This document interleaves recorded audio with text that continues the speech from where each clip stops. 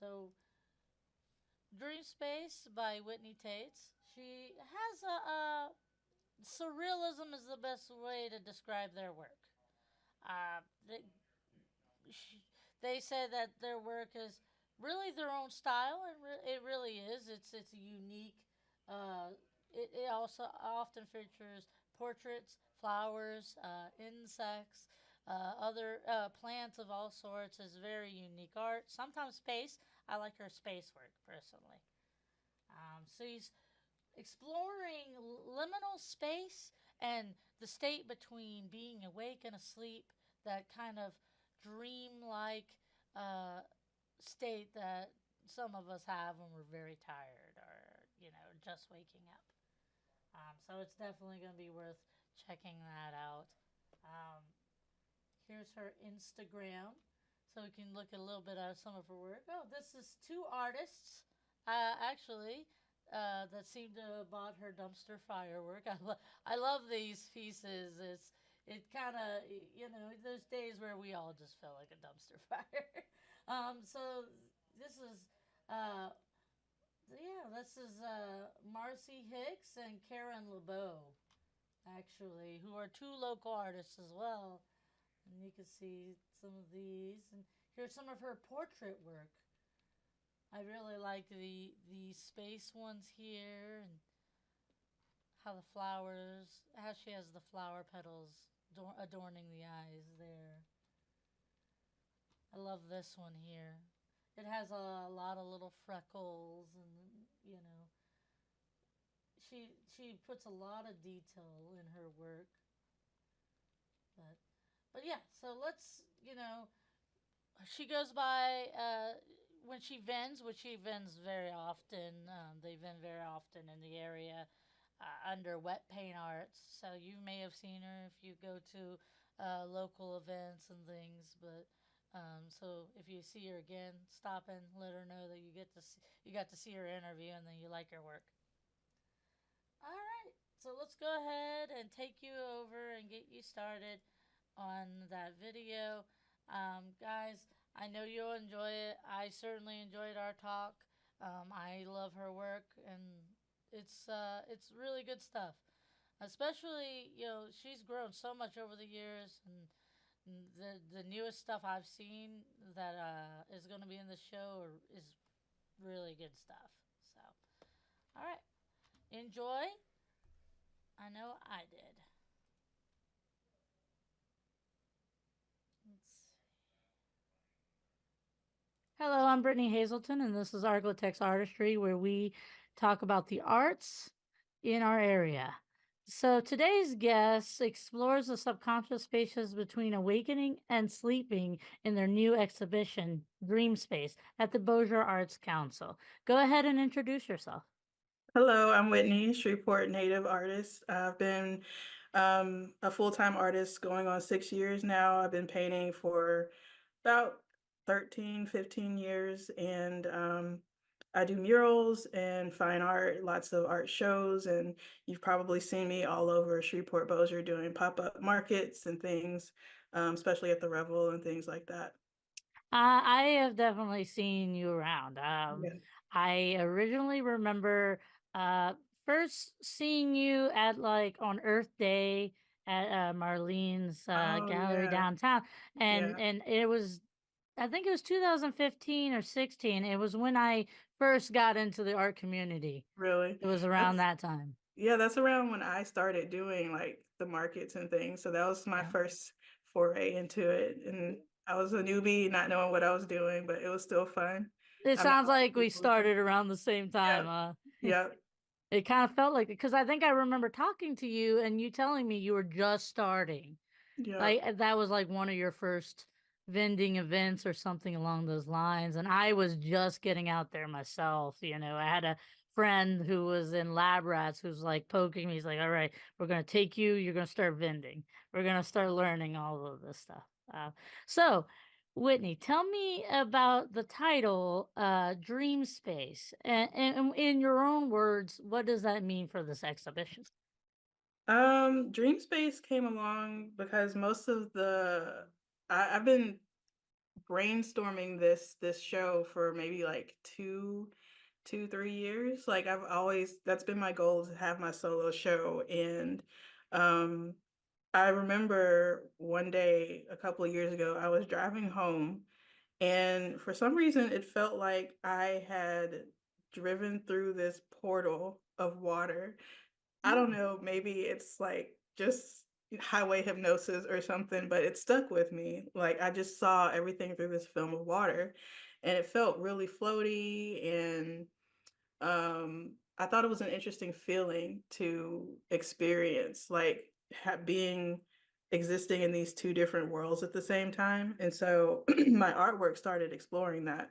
Oh, And initially, I wanted to explore like the idea of liminal space, which, this is transitional area, like yeah. not being in one space or another space, but in between these two spaces. And I think a lot of the pieces do explore that. Um,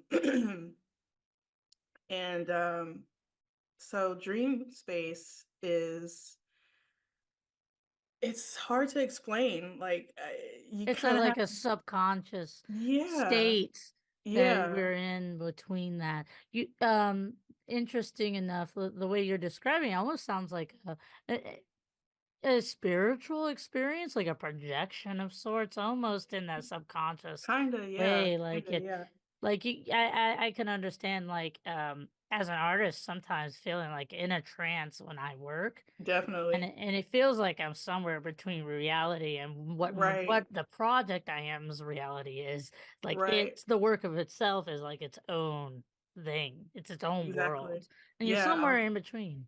I'll be working on a piece, and it, once I'm finished, I'm like, I don't really remember this. So that's what a lot of the pieces are. And there's some departure from the main theme because I just kind of wanted to have fun with a piece or two, but for the most part, that's what the overall feel of the show is going to be for people. So almost a surrealism Yeah, in general. exactly.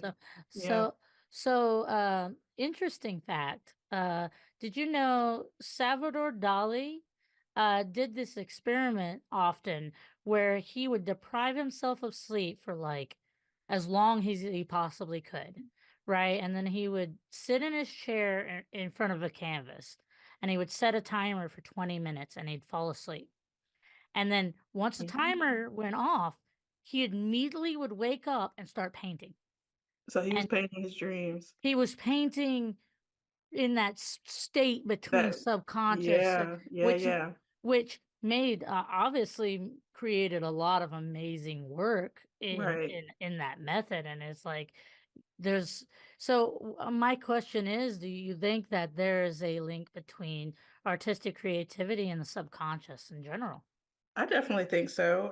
A lot of my ideas come to me like either before I'm falling asleep or from a dream. If I wake up and I'm like, well, that's or like just the imagery. Like the thing with water. I have a lot of pieces about water and that whole experience with.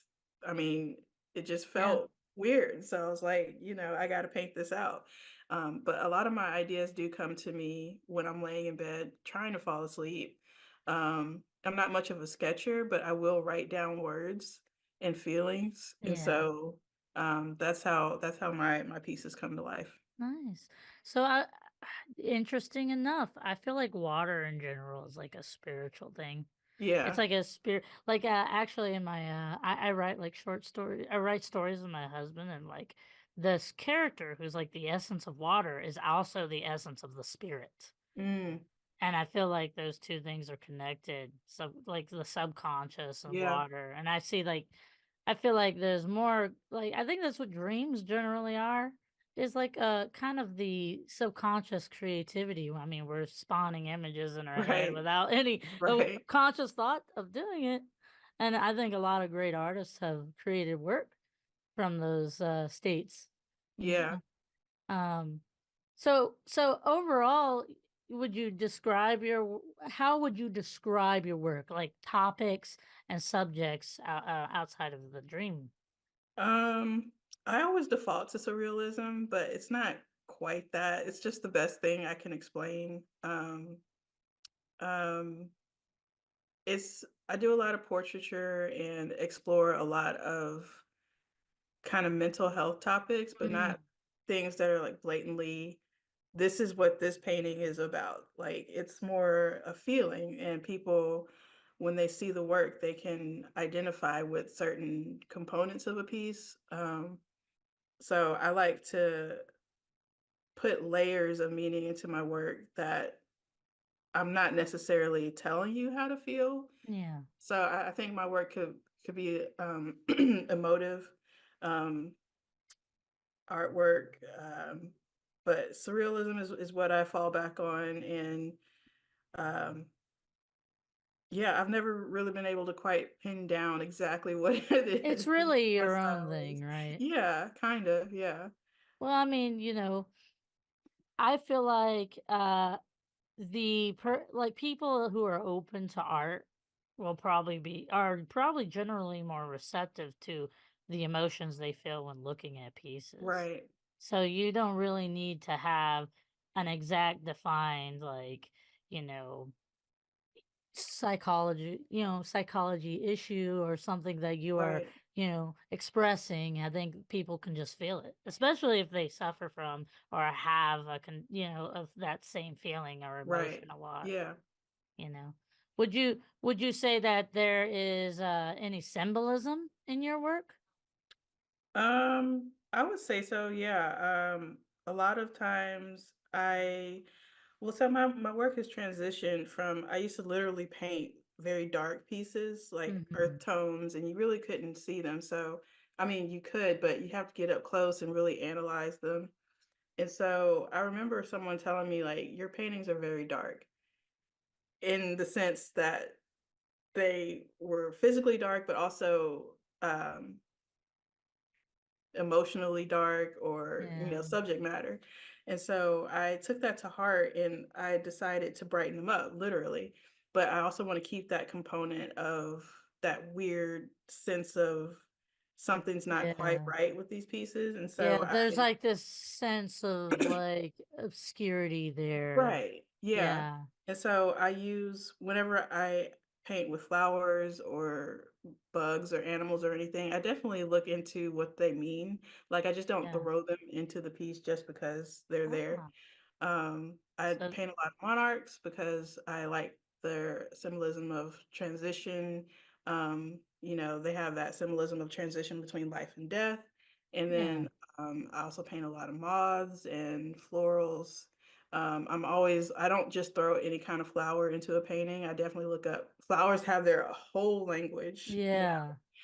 So I'm always like looking through a list of what different flowers mean. Um, and then other than that, I just really paint, what I feel. And I think we all have this connection to certain symbols that, we've learned culturally. So it trickles down into something subconscious. So I don't really have to think about it, and other people will connect to it as well. So, So it sounds like, yeah, plenty of symbolism because I mean, yeah. honestly it makes sense, and I was wondering how you would answer that because I feel like dreams in themselves are symbolism. It's Right. our brain trying to tell us, "Hey, this is an issue," but it'll give us in a weird symbolic way, Right. and we're always trying to Right. decoding. So I'm really I really it makes me really happy that there is symbolism in here. Oh, absolutely. Not Yeah. to, be biased, but I was hoping. So, when did you so you said you've been an artist for a while. How did it start for you? I always say it started with music. As a kid, I really enjoyed listening to music, and I always wanted to learn to play like the piano. My brother learned violin in public school, so I tried to follow in his footsteps. Didn't quite pan out for Oh. me, but yeah, I want to say I chased music for a long time. I didn't really know what I wanted to do, but I enjoyed learning how to play instruments. And Yeah. I got to a point where I really couldn't learn it. Like the music theory wasn't clicking with me, and Mm. it just I was trying to force something that wasn't there. Oh yeah. I still do like playing, I play a little ukulele or something. It's a hobby now, it's fun. But I didn't really start I took ceramics in high school, but I didn't really start painting or drawing until college. Mm. And that's when it kind of clicked. I You had this found it. natural You found the I'm not gonna say I creativity. was good. Definitely wasn't good, but I could learn it easier and, translating my love for music into, a visual art form kind of bridged that desire for me. And so I didn't start painting until college. So I was Oh. like 18, maybe 19 when I took my first painting class, and then wasn't great at it, but I stuck with it and learned the technique, and Well, somehow I just we fell all into have to it. start somewhere, Right. and when you're talking about how you wanted to do music but it just wasn't sticking. I'm the same way. I call myself tone deaf. Like I could Yeah. do all of these physical visual arts mediums, but when it comes to like music, I can't tone match and I have no Right. rhythm and I'm like absolutely like I have tried so many instruments cuz I'm a self-teacher, Yeah. most of the stuff I've done I've self-taught and out of doing all the mediums I did, I was like, I can't teach myself music. It just won't Yeah. work. It like It just doesn't work. it doesn't. Yeah. But you find a new outlet, Right. with visual arts because if you're that passionate about music and you find you can't do it, I find that there's creativity there. It's just you got to find the way to make the outlet work. Right. Right. Where is the outlet, Yeah. And again, yeah, everybody starts somewhere. So yeah, Yeah. we're all bad when we begin, unless we're like a prodigy. Right. We're all bad when we start. Yeah. I really try to reiterate that. Like people say you're so talented, and I'm like, sure, but definitely wasn't this great. Like it really takes time, and you have to stick with it. Otherwise it could have gone the way music went if I don't know. I just understood it more. So Yeah. um that's the only reason I'm able to do it now, is it just clicks in my head naturally. So And yeah, and you still can enjoy the music with your ukulele. It's kind of like exactly. for me the one thing that I can play pretty good is a harmonica. Nice. Though as annoying as I can be with it, I will sit there and I will sometimes just jam with it. And this is the only thing I feel like I'm confident at in that. Nice. Um but so you were already basically, planning to do professional or how did you just start doing professional art? I felt directionless. I still feel directionless. I have no idea what I'm doing.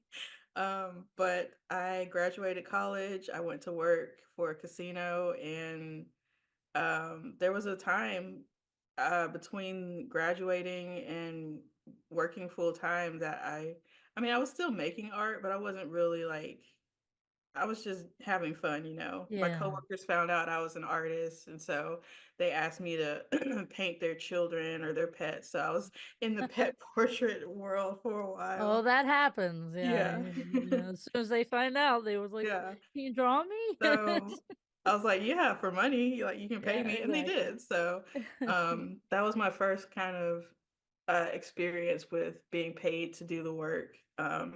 And then uh, I was there for 6 years, and like I knew like 6 months in that I didn't want to be there. Oh, Like I wow. didn't enjoy it. The environment wasn't that great for me. Like That's rough. didn't like the culture. But I stayed. It was a good paying job, and I just kind of lost myself there for a minute, and Yeah. I woke up and I was like, oh, okay, this isn't great. And then I had started, dipping my toe into markets and things, and I met Katie Larson Oh, love Katie. at that. Earth Day thing where we Yeah, met, and she's like, I "You're not remember. charging enough for your artwork. Come see me at the Agora I Borealis." almost feel like I was around when she was saying that to you Yeah, too. yeah, Um, yeah, because Katie was great in help inspiring me. She's always encouraging to right, artists, right. and she's a great influence in the community. I She feel is, like she is. for us to go professional, and I would suggest that to any like artist who wants to become professional, go talk to Katie Larson Yeah, at Agora Borealis. yeah, Show her your work, and she'll set you on your path. yeah. She definitely gave me some great advice, and then, a few years after that, I decided to bite the bullet and just quit with no real plan. I left my job and dove into that was in 2019, which was a really weird time to quit because Oh, then we had the pandemic and quarantine oh and yeah.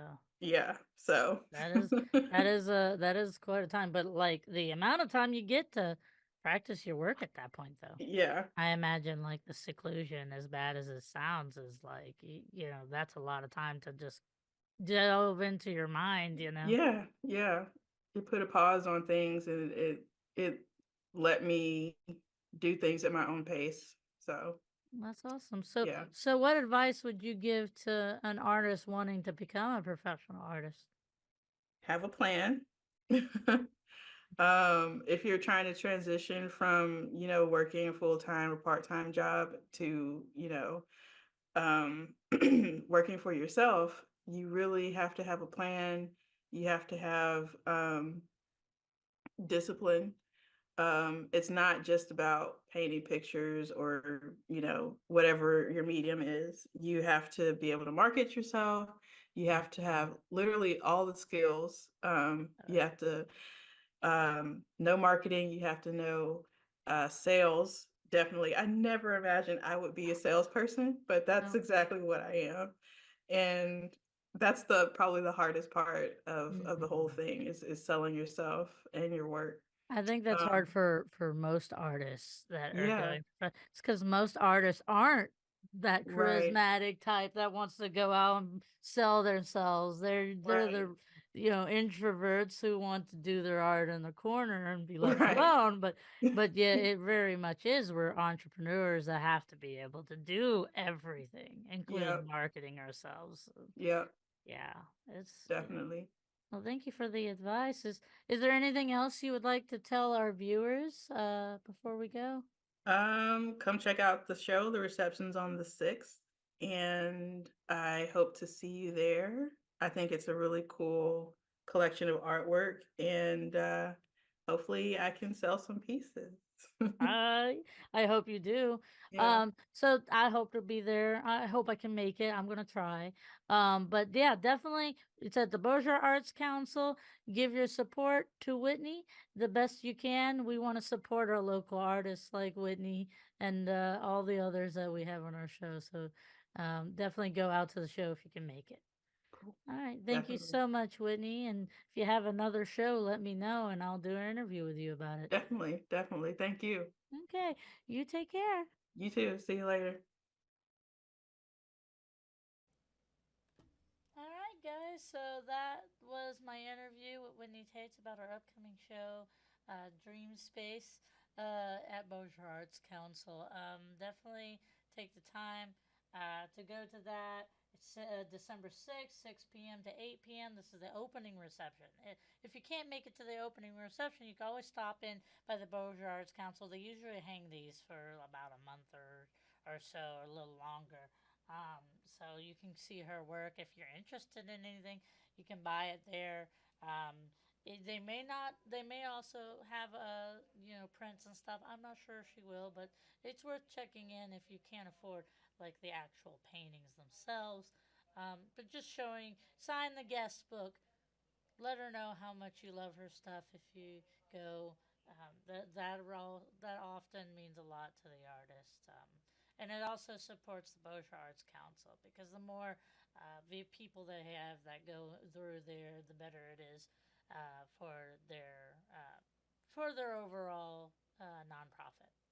Um, additionally, they always have other good shows there too. So I'm not sure what's going to be hanging up. They have two exhibition areas, so there might be something hanging up in the other exhibition. I'm not sure what it is at the moment, but definitely check it out if you get the chance. Thank you guys so much for stopping in and talking to me. You can find more of my interviews. I do Zoom interviews and I do mini documentaries on the local artists. So you can find more of those under Community and ArkLaTex Artistry on KSLA.com. Or you can go under podcasts to just find my videos. I write articles for each video. That's under the community section. And the videos can just be found under the podcast section. You can also find us on YouTube. I have an entire playlist, ArkLaTex Artistry. If you look for the playlists, you can find me these streams on all the streaming apps: Roku, Apple, Android streaming apps. So you can find us there as well. So if you want to just go through and watch a whole bunch of them, learn a lot about our art culture here, not only in Shreveport, Bossier, but in places like Marshall, Texas, or Magnolia, Arkansas, up there, or Texarkana. So, yeah, support your local artists, guys. It's important. You know, their culture that they bring to the area, helps build the identity of cities and towns, and it brings life to us and color to those areas. And whether they're muralists or fine arts painters, it's worth supporting them. Well, even if it's as little as just leaving a comment, following them on social media, sharing their work, or buying it, which is the ultimate thing to do, because then you have a piece of that artist on your wall at your home, and it means a lot to them. So, thank you guys again. I'll see you next Saturday or noon. And if you want to watch this again, there's a recap every Wednesday now at 11 o'clock. So we always recap what we aired on Saturday if you can't make the Saturday noon stream. And find it online as well. Bye, guys, and take care. And thank you for stopping in.